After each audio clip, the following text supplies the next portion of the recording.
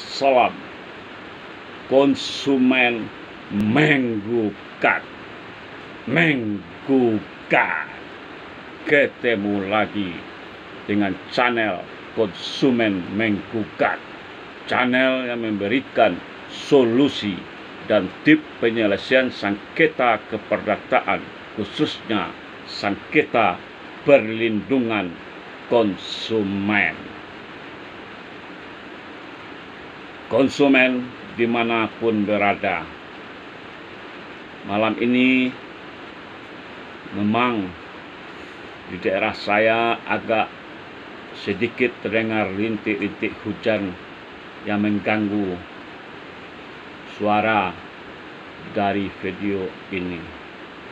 Namun rintik-rintik hujan tidak akan mengganggu semangat dalam perlindungan konsumen dimanapun berada. Apakah konsumen berada di daerah Pulau Jawa ataupun di daerah mana, kita tetap memberikan edukasi melalui media sosial. Konsumen dimanapun berada, kali ini kita masih mendengar tentang penarikan objek jaminan fidusia atau kendaraan bermotor yang berada di bawah kekuasaan Anda. Hal ini kaitannya dengan adanya putusan Mahkamah Konstitusi nomor 18 tahun 2019 yang dibacakan oleh Majelis Konstitusi tanggal 6 Januari tahun 2020. Toh kenyataannya tidak membuat pihak perusahaan pembiayaan atau para penagih menjadi ciut nyalinya.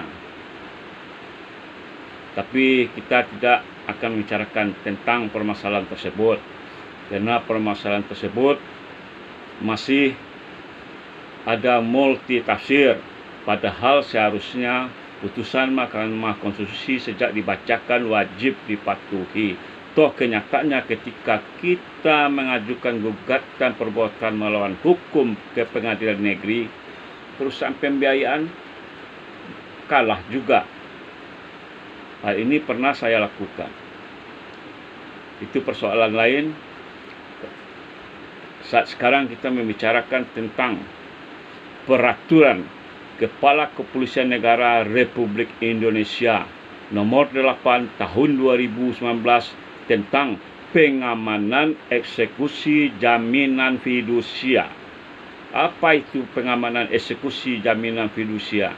Artinya, dalam hal ini pihak Polri sebagai Kepolisian Negara Republik Indonesia merupakan alat negara yang bertugas dan berfungsi untuk memelihara keamanan dan ketertiban masyarakat, penegakan hukum, perlindungan, pengayoman, dan pelayanan kepada masyarakat.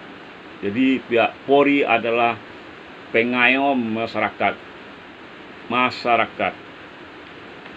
Sehingga sebagai alat negara, Kepolisian Negara Republik Indonesia kemudian berwenang memberikan bantuan pengamanan pelaksanaan putusan pengadilan atau eksekusi jaminan fidusia, kegiatan instansi lain dan kegiatan kemasyarakatan lainnya. Berapa hal masih banyak dari kita yang salah kaprah apa itu pengamanan eksekusi jaminan fidusia sesuai Perkap Polri tersebut. Jadi pengamanan eksekusi jaminan fidusia artinya para eksekutor sedang melakukan kegiatan eksekusi jaminan fidusia. Kalau tidak aman, maka pihak Polri lah yang akan mengamanannya, sebagaimana di awal yang saya katakan tadi. Di dalam pengamanan eksekusi jaminan fidusia ini, sesuai pasal 1 ayat 11 dikatakan pengamanan eksekusi adalah tindakan kepolisian dalam rangka memberikan pengamanan dan perlindungan terhadap pelaksanaan eksekusi. Pemohon eksekusi, termohon eksekusi pada saat eksekusi dilaksanakan. Jadi dalam hal ini pihak Polri berada dalam koridor sebagai pengayom untuk mengamankan baik para eksekutor maupun para termohon atau pemohon, termasuk eksekutor yang sedang melaksanakan eksekusi tersebut. Kemudian pada pasal 2 dikatakan tujuan pengamanan ini atau peraturan ini meliputi agar terselenggaranya pelaksanaan eksekusi jaminan fidusia secara aman, tertib, lancar dan dapat dipertanggungjawabkan. Kemudian, terlindungnya keselamatan dan keamanan penerima jaminan fidusia, pemberi jaminan fidusia atau masyarakat dari perbuatan yang dapat menimbulkan kerugian harta benda dan atau keselamatan jiwa. Jadi pihak Polri di sini tidak berada dalam satu pihak, tapi dia berada dalam kedua belah pihak, yaitu baik penerima jaminan fidusia maupun pemberi jaminan fidusia, dan termasuk dalam ini masyarakat yang bisa saja mendapat imbas dari tindakan eksekusi ini. Kemudian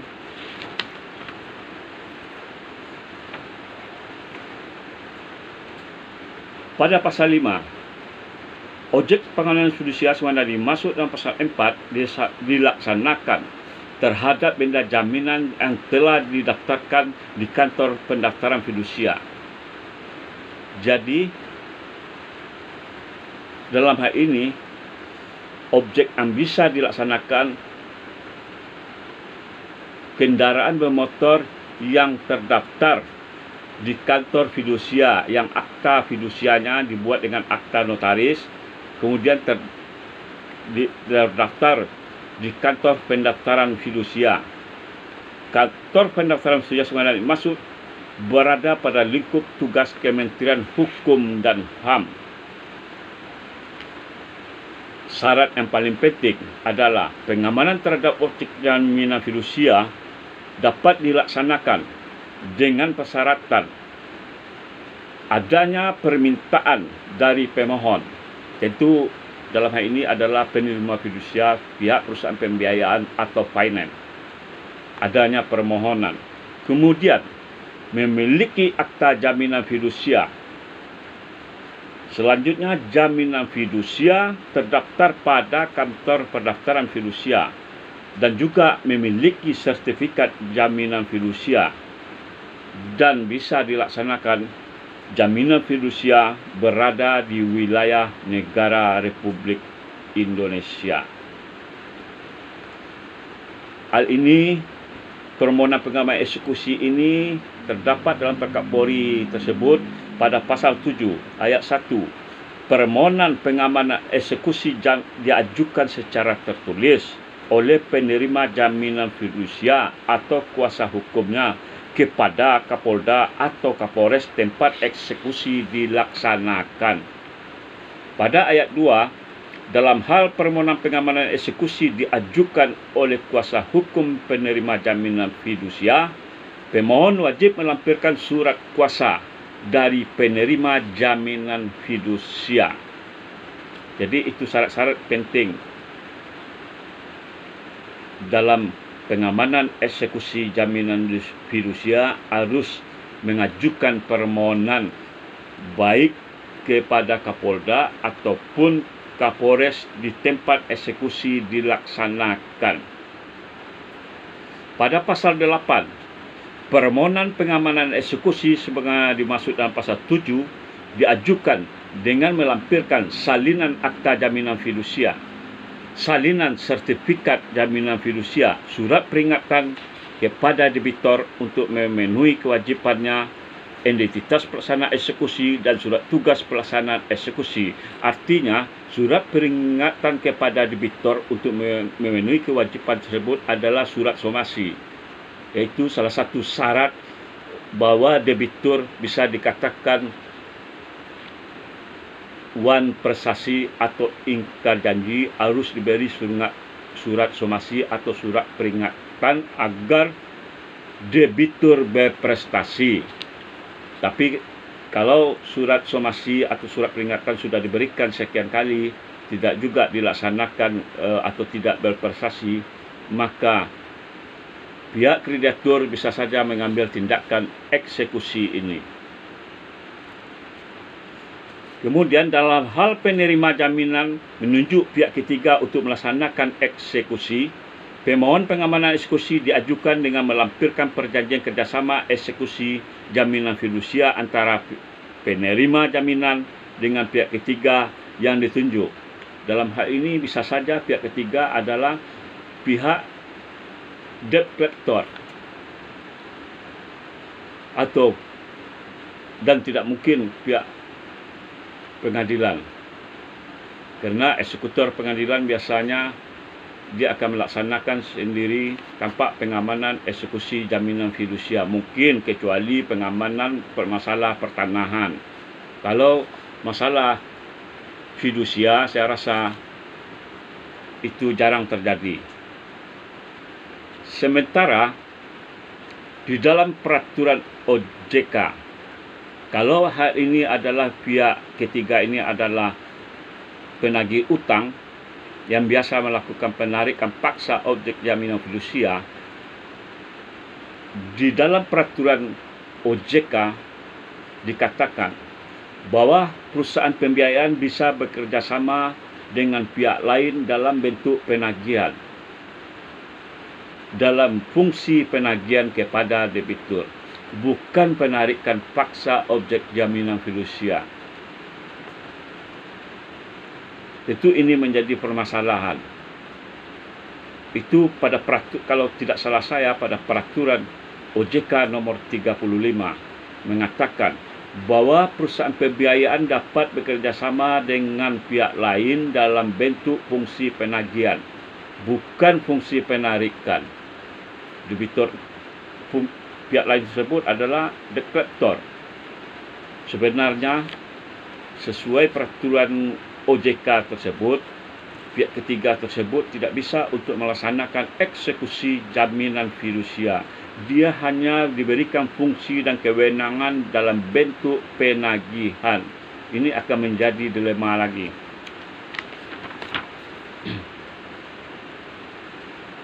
Jadi begitulah tahap